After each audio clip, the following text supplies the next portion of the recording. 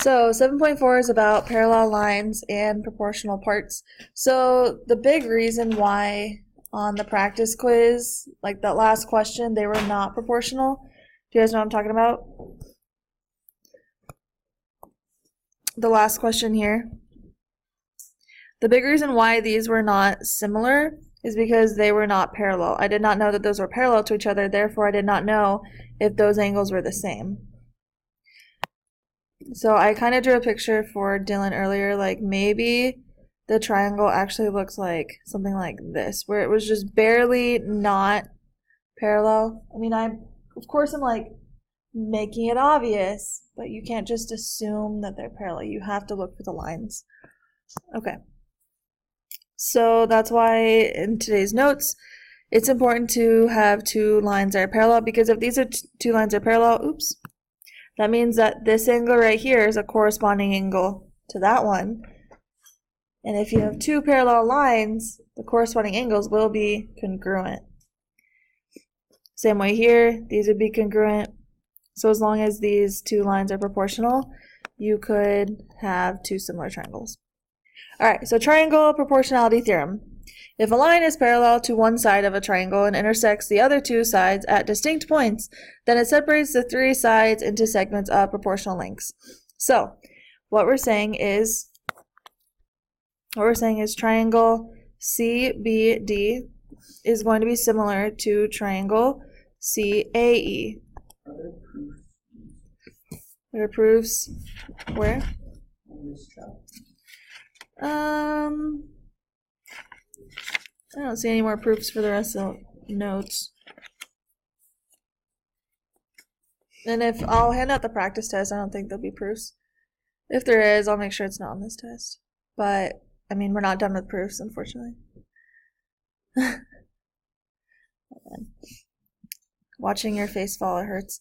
Alright, so, if BD is parallel to AE. Alright, so if this segment, BD is parallel to AE, and the triangles are similar. A triangle, that one's a triangle. And, okay, ready? Watch this. Here's one triangle. Do you see that? Uh-huh. Here's the second triangle. So they're like within each other, almost.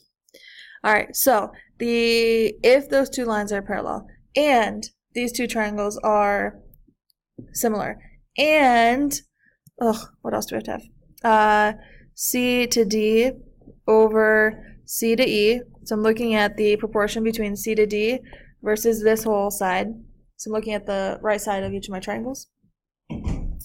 Is equal to C to B over C to A.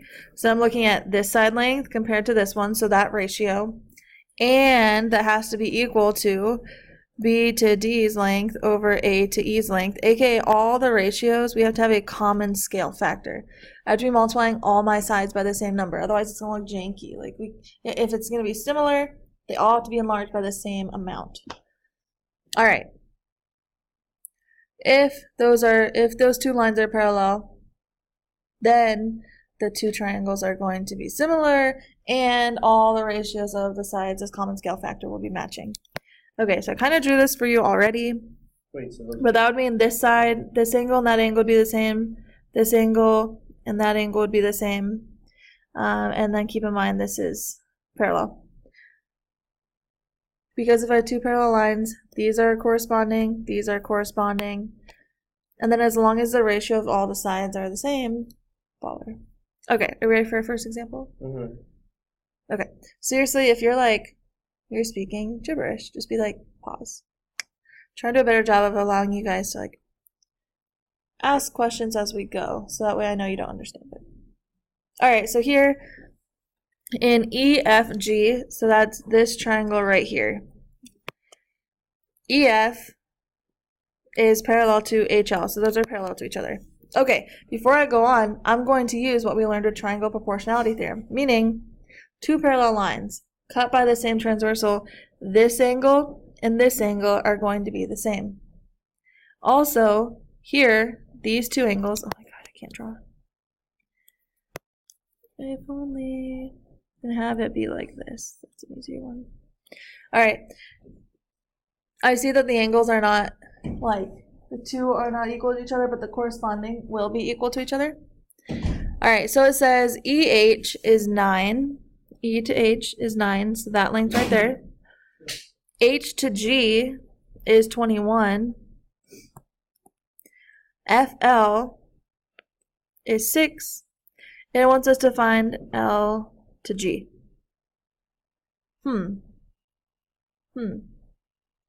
Okay, so I have 9, 21. What is the total length over here? 30. What's the total length over here? 6 plus x. So what I know is, I'm trying to find, I just named the unknown x, right? And if I want to find the total length, it's going to be 6 plus x. So I know because those two lines are parallel, I know that my two triangles are going to be proportional. Do we see our two triangles? Here's one triangle. And my second triangle is going to be the bigger one, all of it, right there. So those are my two triangles. Okay, so I'm trying to find L to G. So I'm looking at my smaller triangle. I'm looking at my smaller triangle. So I see I have a 21 right here. So I have 21 30 over 30, right? So the smaller part over the whole is going to be equal to, 6. well, 21 is this part.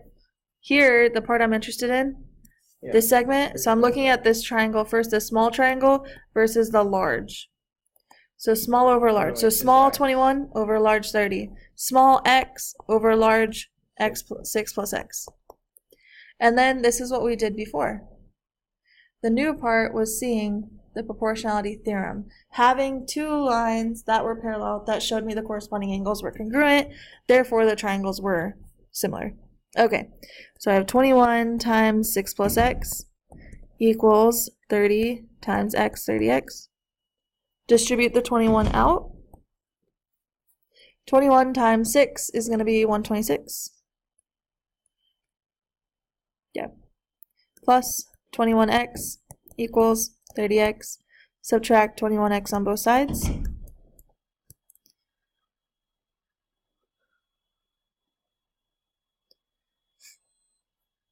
Divide by 9. I see x is equal to 14. I'm done. Haha. No, wait, what are we trying to find? Oh, LG. But LG, what is the length from L to G? 6 plus x. No, that's F to G. LG Is x. Tricked ya. Haha, this time LG is the same thing as my x. I just want you guys to be like cognizant. Like think about it. Well, because, right, so L to G was what I labeled x. So I had small over the big total length.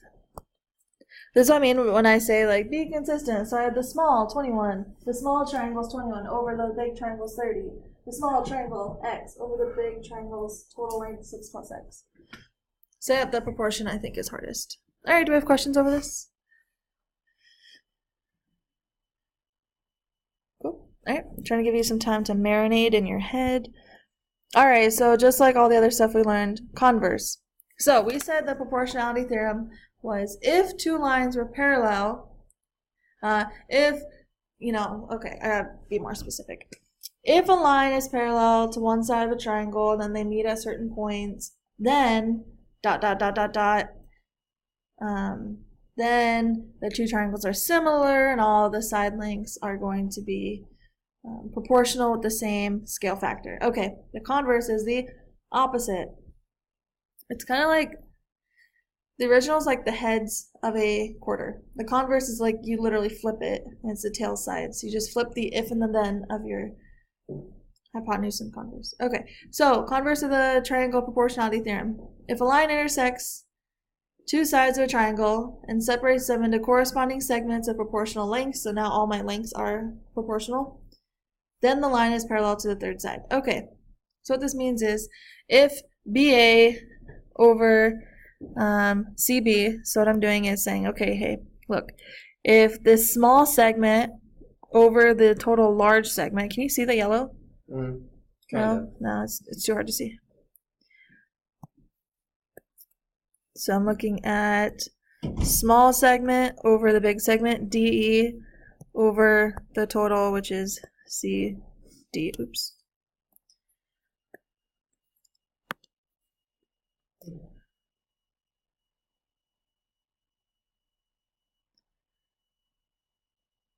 Then this means that BD is parallel to AE. So that means segment BD is going to be parallel to segment AE.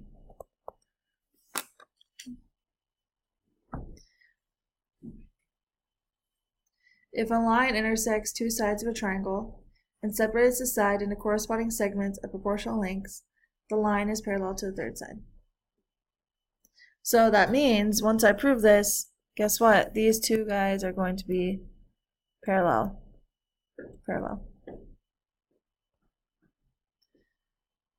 Okay, do you guys want to try example 2 first, or do you want to go over it together? Do you want to try it yourself first? Yeah? Okay, I'll give you like 30 seconds. Give it a shot yourself. Read the problem. Let's see if we can figure it out.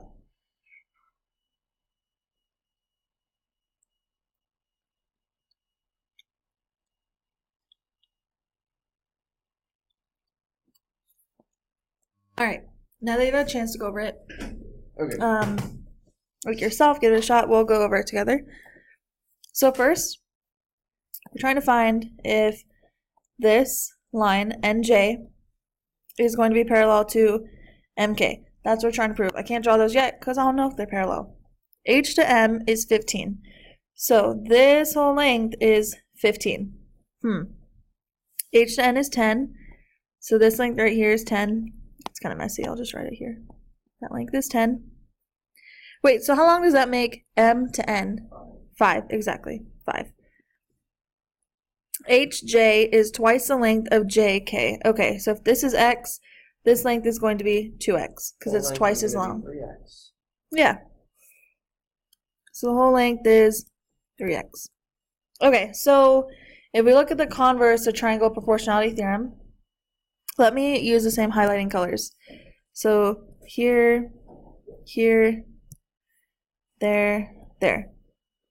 So it said if the ratios of the corresponding sides are proportional, so what I'm going to do is I'm going to say 5 over 10 is equal to 1/2. 2x over x, I'm sorry, x over 2x, so do the small over the big. Well, guess what? What is x divided by 2x? What happens to the x's here? They Cancel, so it's equal to 1/2. So they are proportional. So what this means is 5 over 10 is equal to x over 2x.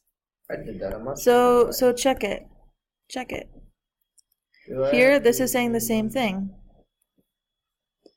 Alright, so the line, this line, NJ, is splitting my sides into corresponding segments of proportional lengths. So the blue part that I highlighted is double the length of what's below it. Those are proportional to each other. So what this means is NJ is going to be parallel to MK.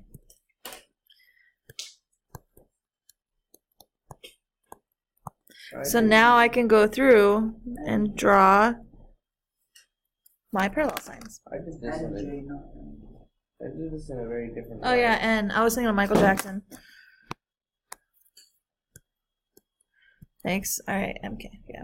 What I did is I compared the actual entire triangles to each other. Like I compared the whole lengths instead of just the difference. Yeah, you could do that as well. Yeah. That'd be fun. Example 3. The area of triangle ABC below is at least 48, but no more than 60. If y is an integer, what is one possible value of x? So at first glance, this looks really hard. No, but it's just a thing with the greater than signs. Let's see. Do I want to do this one right now? Yeah, it is just greater than signs. So it says that these are 90 degrees, which means that this is parallel. Since these are 90 degrees, we know that this is parallel. We know the area of the triangle is at least 48, but no more than 60. So I know that, well, area is 1/2 base times height. What is my base of my triangle ABC? Isn't it 48 and then 10?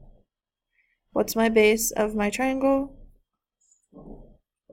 Exactly. So 1/2 times 12 times h, which is 6h. So I know that my height is y, and so I should have put in a y. 1/2 y, okay. So this is my area, 6 times whatever my y is. And I know that it's at least 48, so 48 is less than or equal to, at least or equal to. Yeah. 60, I got the same thing. Try to think if I should have an equal sign or not. But no more than 60, so it could be less than or equal to 60. So if I divide all of these by 6,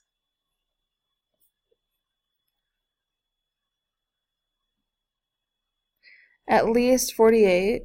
So I think when it says when it says at least and no more than, it's not or equal to, it's just going to be less than. No. Divide all these by 6, I have 8 is less than y, which is less than 10. That's the only way this problem makes sense. Think about, I need to change the wording. And we know y is an integer. What's the only integer between 8 and 10? 8 and 10, 9. Yep. Yep. So I can write a proportion. Right, so that's why it's, working backwards. That's how I knew I had to be not the or equal to, because the only way it would say is an integer is if there's only one possible solution. Yeah. Because at least 48, but no more than 60. Okay. Y equals 9. So if I come over here and say, haha, y is 9, I just need to solve for x. I can make a proportion. So if I have my small triangle, I have 5 over x. This will be equal to my big triangle. So I did the side, which is 12 over 9. So 12x equals 45. X equals 45 over 12. I can simplify this. Let's see what goes into it. 3. So 15 over 4. Cool. So this is using the fact that area is 1/2 base times height. Using inequalities. Integer means there can't be a decimal, so that's how I pick my value of y. I go back to a proportion. What? What? I don't understand that last part. This part right here? Mm-hmm. Okay. So I had 5 over x. So that was like this side over the mid. And then I went back and I said, how about this side over the mid? 12 over 9. So since these are going to be similar triangles, I could use proportions. Okay, I got it. Okay. I just solved for what x would be, that length. Alright. But you need to divide them by 2 because of the triangles. No, I'm not working with area anymore. I was doing a pure proportion. Alright, mid-segment of a triangle. It's a segment that connects the midpoints of two sides of a triangle. So if I come up here and I have my mid-segment, I know that this segment and that segment are going to be congruent. And down here, if I have my mid-segment, I'm going to say n. I know that these two side lengths are going to be congruent. This side length and this one are congruent. The mid-segment is literally going to be... Oh no. Is it up again? Yes, okay. So the mid-segment is going to be what connects the two midpoints. So this part is your mid-segment.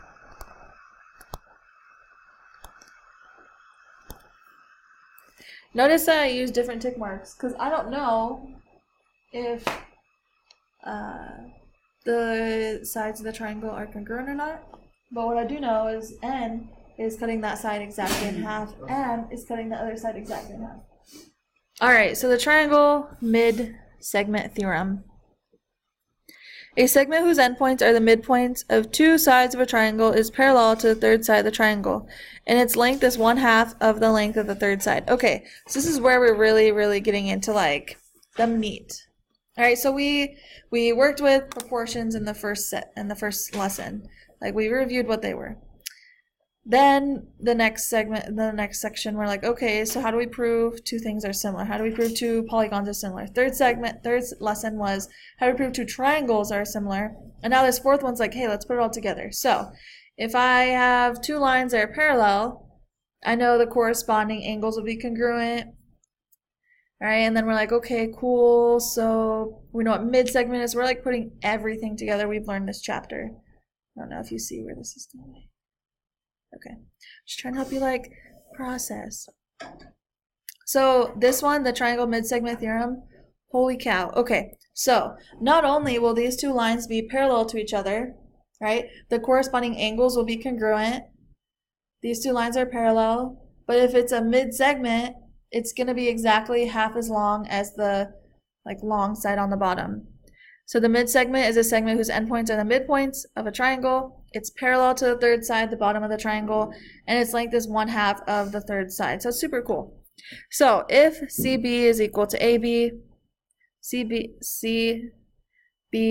is congruent to AB. Cool, they are because it's a mid-segment. And DE is congruent to CD. They are because it is a midpoint once again. Then I know that these two are going to be parallel to each other. These two sides are parallel to each other. And that also means the length of the mid-segment is half the length of the long side. So this length right here is half the length of the big side. All right, corollaries. So what this means, how does this impact us? Corollaries. If three or more parallel lines intersect two transversals, then they cut off the transversals proportionally. So you can see there's like three different triangles. So I have this small triangle, which is going to be proportional to this triangle, this yellow one right here, which is also going to be proportional to this bigger triangle here. There's like three separate triangles. They're all going to be similar. Awesome. So let's go through and let's fill in the blanks here. Yeah. What? Yeah. Oh, I thought you said yeah. Yeah. Oh my God. Heck yeah. Sorry. Yeah. EF. Exactly. Yeah. All right. So let me erase this nonsense up here. All right. A to B is proportional to B to C. That means D to E is going to be proportional to E to F. Perfect. All right. A to C over D to F is going to equal B to C, and then D to F. Or E to F, sorry. D to F. A, C, D, F, B, C.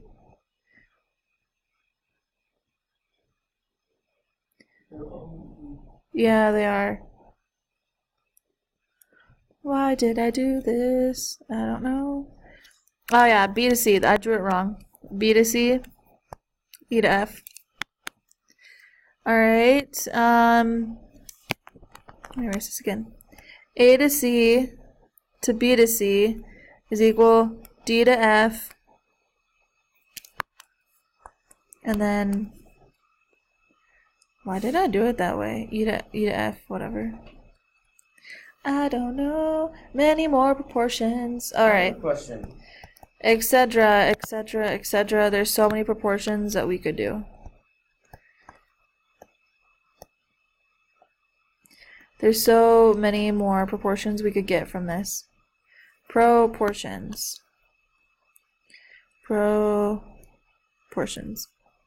Alright, if three or more parallel lines, just a second, if three or more parallel lines cut off congruent segments on one transversal, then they cut off congruent segments on every transversal.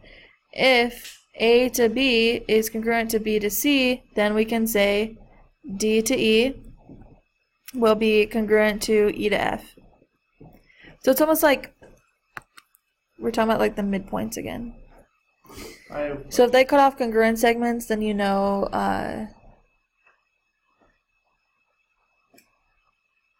they're congruent segments on every transversal. Yes? So, what if you have something like this, that all the sides aren't the same? Where are you looking? Now, The example that we're about to go through? Okay, you tapping it doesn't do anything. This one. What about it? What's your question? You can see how these two are parallel, and they're way far away from this one that's parallel, and these sides aren't the same as the ones in there because that one's smaller. Right. So then how would that? So we're talking about if they cut off congruent segments. Oh. Well, they cut the transversals proportionally, so you were dealing with this one up here. But then I wanted to go to and say like, hey, what if all of these were the same length? So. Which your drawing it was not. So let's Is go that through the example definition first, and for then I'll answer your question. Okay. corollaries? Let's If the they are corollaries. same length? Corollaries. Want to go through this problem? I'm gonna see if that helps you answer what you're asking me. Okay. 'Cause I hope it will. Then we'll dive deeper into what exactly you want to know. All right. So find the value of x and y. So here we see that all three of these side lengths, all three of these lengths are going to be parallel. All of these are parallel to each other. Okay. So how does that help us? Set them equal. Set what equal? 3x minus 4 equal to 6 minus 2x. Yeah, because they are equal to each. Okay, because they're the same length, I can set them equal. I can solve for x. 3x minus 4 is going to equal 6 minus 2x. Add 2x on both sides. 5x equals, let's see, add 4. 10 divided by 5. We see x equals 2.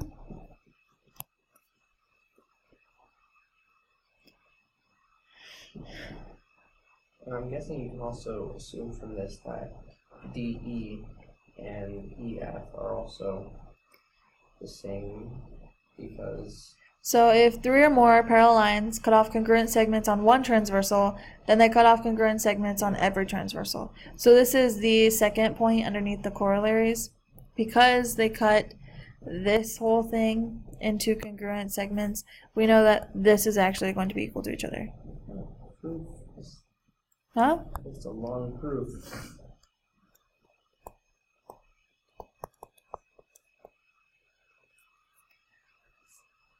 You know what I'm going to do? I'm going to multiply every single term by 3. What is 3 times 5 over 3y? 5y. If I do it to both sides, what you do to one side, do to the other. If I multiply both sides by it, it's allowed. You've done this. Because I'm trying to get rid of the fraction. The 5/3 y, I want to get rid of the bottom. 5y. Yeah, because this would cancel out, right? So I have 5y plus 3 equals 9y. So that's a little tricky trick that's going to be very helpful in your next class. Intermediate algebra or algebra 2. Like this is, I don't like working with fractions as a coefficient, literally the number in front of my variable. I don't like dealing with fractions like that. It sucks, especially because I'm going to have to have my 5/3 y and my 3y, I have to combine them, so it'd be easier if I didn't have to deal with fractions. Alright, now that I have that, I can subtract 5y on both sides. I get 3 is equal to 4y, so y is equal to 3/4. So I still end up with a fraction as my answer, but it's not as bad. Alright, so key takeaway here. If I have 3 parallel lines, they cut off congruent segments on my first line. That means they're going to cut congruent segments on every transversal, every single line that crosses all 3 parallel lines. They'll make these be congruent. Yes? So if I read a problem and it says this has corollary lines, It's not going to say corollary lines. or the corollary lines. Corollaries tells you, like, how do we, like, what does this mean? Where does this come into play? Corollaries tell you. But where if this- it's corollary lines. It's not going to be corollary lines. Corollary lines are not a thing. Corollary is a vocab word. Corollaries lines. And does that mean that all the lines are congruent, like in here? Or is that just a coincidence that they would be congruent? What do you mean? To each other. Like, you know, all the pieces are congruent. You know, the AB to BC is congruent, and DE to EF is congruent. Is that just a coincidence, or is that like a part of the vocab? Okay, so the word corollary by itself is like, where does the previous stuff we learned in this section come into play? Where do we use it? And what does it mean? And like, if the stuff we just learned is true, what else does that mean is true, right? So we don't have corollary lines, but this is like corollary, like where does this come into play? What does this mean? What else can we assume now that we know this other stuff? So these are two facts now that we know. We know that if we have 3 or more parallel lines, we know that they're going to cut it proportionally. So even if it's not going to be, so, okay, so if I have, just a second. So all 3 of these are parallel, right? Yes. I think this will answer your question. Okay, so if these were all, if we cut them all the same, that would be the second part. Mm-hmm. All right, so since I cut this the same, since I cut this bottom transversal into congruent, that means I would cut this top one into congruent ones as well, right? Yes. But what if they don't cut it into congruent parts? That's what I was asking. Okay, so I got it. All right, so these are all different lengths, but they will be proportional to each other. So let's say this is like 2, 3. Oh, yeah. Right, so I could say that this is like 4, 6. They're proportional to each other. So they don't have to be the same, but they're cutting it proportionally. Meaning if I look at this length versus this one, it will be the same ratio as if I looked at that length versus that one. They don't necessarily have to be the exact same, but they can be proportionally. They have to be proportional. That makes sense. Okay. And that's exactly what we're going to talk about with this one. This is why I said wait till we're done with the 2 problems. All right, so here, let's see. I have 3 different triangles.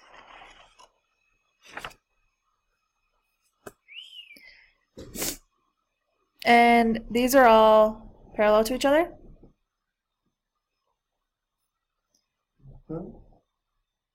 How would I find... So I have this triangle and I have this one right here. All right, two big triangles. This one versus that one versus this one. We're going to find F to G and E to G. So how would I find, let's find F to G first. How would I do that? Oh, you just copy over the 6 because you can see it also splits the other side in 4. One more time. It splits the other side in 4 on the first one, so you can assume that since it's splitting the other side into 4 again, that could be 6. So I could say 4 to 6 is going to be equal 6 to x. So this length compared to this one is going to have the same proportion as this length compared to that one. And I just had x be my FG. I was talking about FE. Because 4 and 6 and... Well, I'm not there yet. You could do that. Let's pause. Okay. Okay. Alright, so are we confused how I got this? Are we okay? I'm like, oh, hey, look, this short length compared to the one below it, short length compared to the one below it, they have to be cut proportionally. Because I have more than 3 parallel lines, they're going to cut the transversals proportionally. So I have 4x equals 36 divided by 4 on both sides. I see x is equal to 9. AKA F to G is equal to 9. Okay. And I'm going to similarly do it. This is a lot of color. Let me not have it so messy. Alright, now I want to find E to G. E to G. So I know that this is 9 right here. So I'm not looking for F to G. I want to find E to G. So I could take this segment, what about this one to that one versus this one to that one. That should be proportional.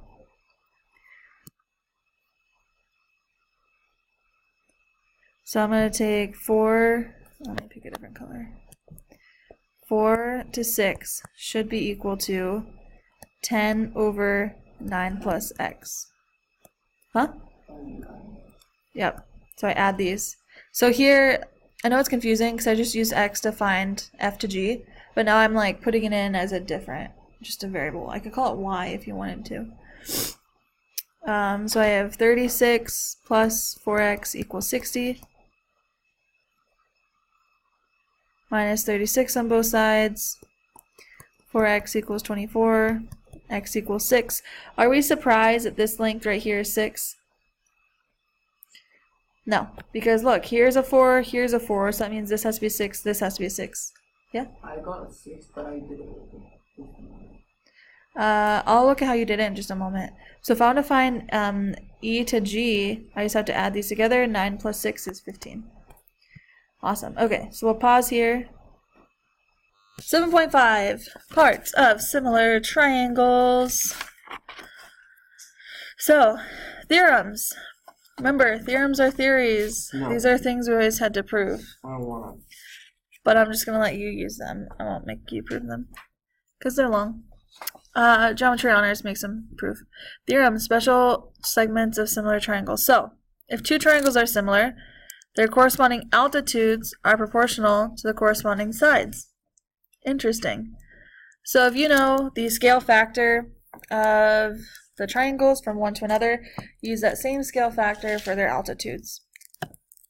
I need you to pay attention, Ashton. If two triangles are similar, then their corresponding angle bisectors are proportional to the corresponding sides.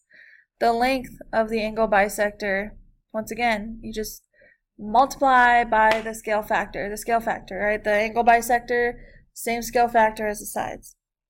And if two triangles are similar, then the corresponding medians are proportional to the corresponding sides. Wow, once again, same scale factor, same unit of proportionality. So let's see, I should probably write some stuff for you. Here's some altitudes. Okay, so let's look at the altitudes. So QA, which is the first altitude, so QA over UW. This is going to be the same proportion as PR over TV, because that's just the ratio of that side, which is going to be equal to PQ over UT, so that's the proportion of this side. And lastly, this is still going to be the same as Q to R, which is this proportion, over UV. Right, so it's the same proportion of all the corresponding sides. It's the same unit of proportion. We good with this? I think I beat it into your brain. Do you guys ever have dreams about geometry? I've been doing so much geometry later. I woke up and I was like, math. Probably just because I'm trying to make all this stuff for us to do. Alright. Lastly, the medians. I can do the same thing. So Q to M over U to Y is going to have the same proportion as P to R over T to V, which is the same proportion as P to Q over T to U. If I would plug in numbers for these, they would all give me the same number, the same proportion, which of course is equal to Q to R over U to V. Alright, so let's go and let's find the value of X. So, here, I'm going to do the little triangle over big. 6.5 over 13 is going to equal little triangle over big. X over 12. Cross multiply. So, 12 times 6.5, 78, equals 13x. Divide both sides by 13. Guess what we get? 6 equals x. Baller, that's all we had to find was the value of x. Questions? I know. do B. I will give you 30 seconds. Try out B. See if you can do it. Right. So here I see that I have, well, what is this called? Let me step back. What was this line that goes from the vertex down and meets the opposite at 90 degree? It was an altitude. What about this guy that goes from the vertex to the midpoint? Vertex to midpoint is a... It's not bisecting the angles. It's a median because it goes from the vertex to the midpoint. It's median. A. Okay. Just a little vocab review. Were you saying median the whole time? I didn't hear you. Were you really? Yeah. Okay. Yeah. All right. So let's do proportion. Let's do the small one to the big. All right. So 12 over 16 is going to equal the small to the big, x over 20. So I have 16x is equal to 12 times 20 is 240. So if you divide by 16 on both sides, 240 divide by 16. Do we know? 15. Yeah. Awesome. So x is 15. Bomb. All right. We got that.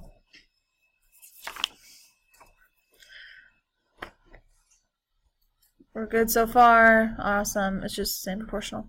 Triangle, angle, bisector theorem. An angle bisector in a triangle separates the opposite side into two segments that are proportional to the lengths of the other two sides.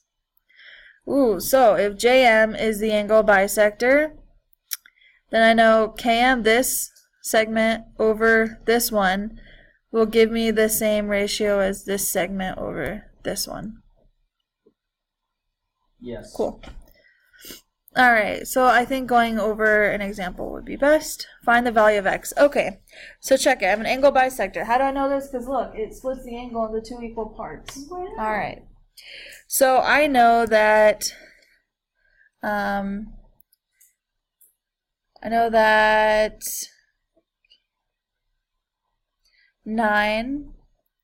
over x, so this segment over that one is going to equal 24 over 18. How do I know how to set this up? How do I know which goes on top?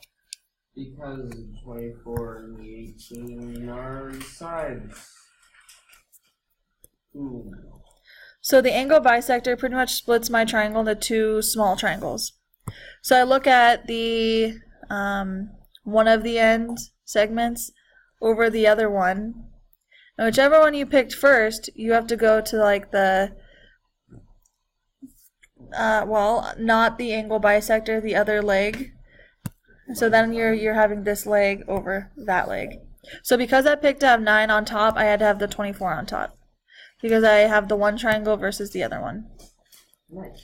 Alright, so cross multiply. 9 times 18 is 162.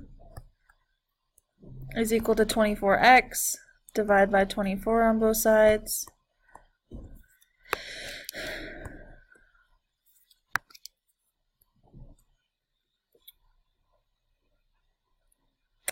X equals 6.75.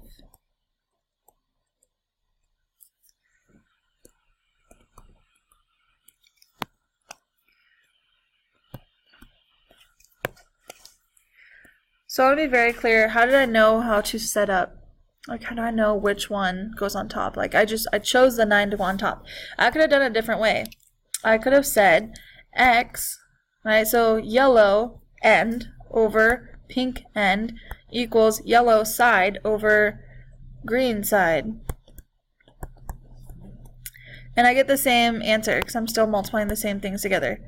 Right, so 9 and 18, 9 and 18, x and 24, x and 24, and multiply the same thing, I'll get the same thing for x. So my point to you is you have to be consistent. Right, so you have to have like, oh, the small triangles on top, big on bottom. Or you could have bigger triangles on top, bigger, smaller triangle parts on bottom. I don't know. Does it make sense what I'm trying to like have you do? Yes. Will someone summarize back to me so I know we get it? You want us to put other things on top of other things and then do cross multiplication. What I'm really trying to stress is like, how did I know that this was not 24 over 18? Because it's not. Yeah.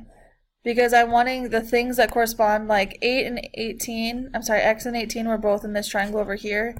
And then the 9 and 24 were both over this triangle. Yeah. Okay. Why are you looking out the window? Where? What? Aw, so cute. It's a little white cat. Where's the cat? Okay, let's go and let's finish this lesson.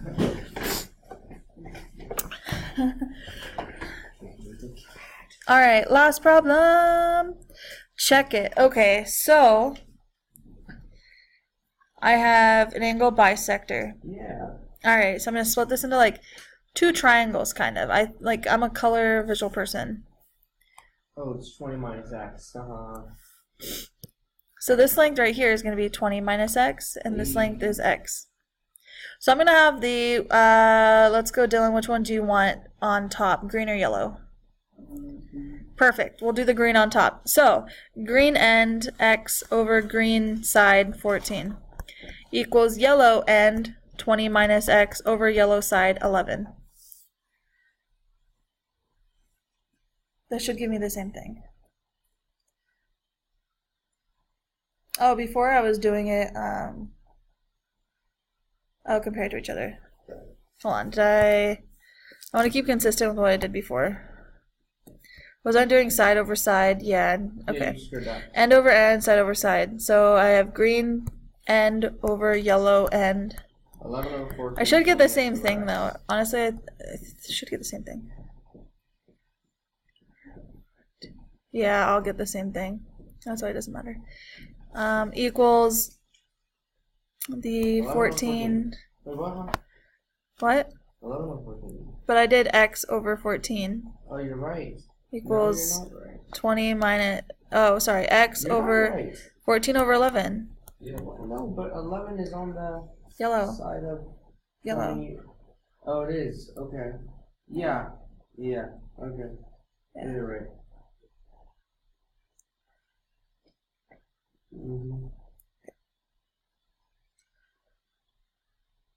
That makes sense because I put the 20 on the top. Okay.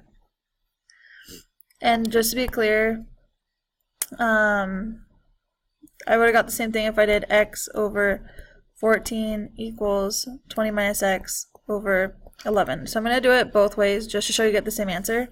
Because if you think about it, 20 minus X, 11. I'm multiplying the same thing. When I crisscross applesauce multiply, I'm still multiplying 20 minus X times 14 and X times 11. X times 11.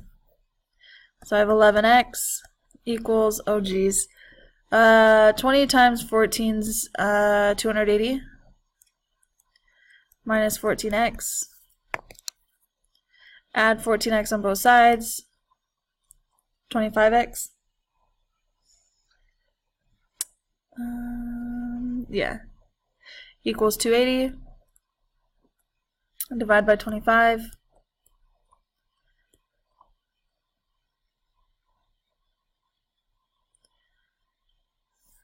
So this will be X is, okay, think about it. If you have, how many quarters does it take to have $2?